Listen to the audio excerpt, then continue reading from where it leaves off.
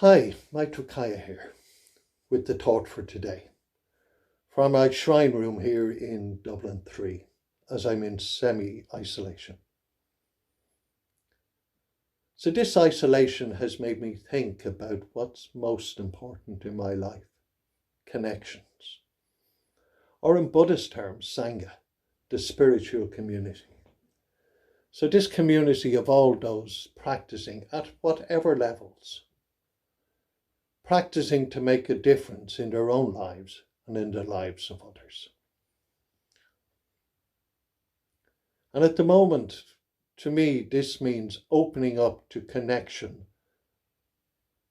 rather than isolation, to kindness and generosity rather than self-centeredness and meanness.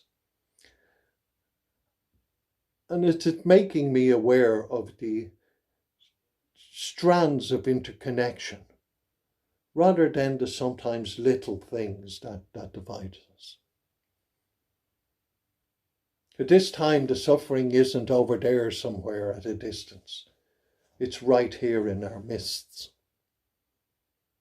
And we can react by closing off through fear. And there's plenty in the news media and social media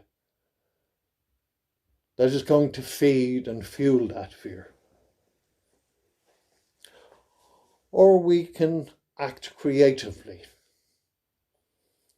and embrace that fear. And know that it's something that we're all experiencing at one level or another. And we can find connection and solidarity through that. And as many people are already doing, finding another way. Singing from the balconies in Assisi, or coming together online to meditate in Ireland and around the world. Practicing love and generosity, we come together while circumstances keep us apart.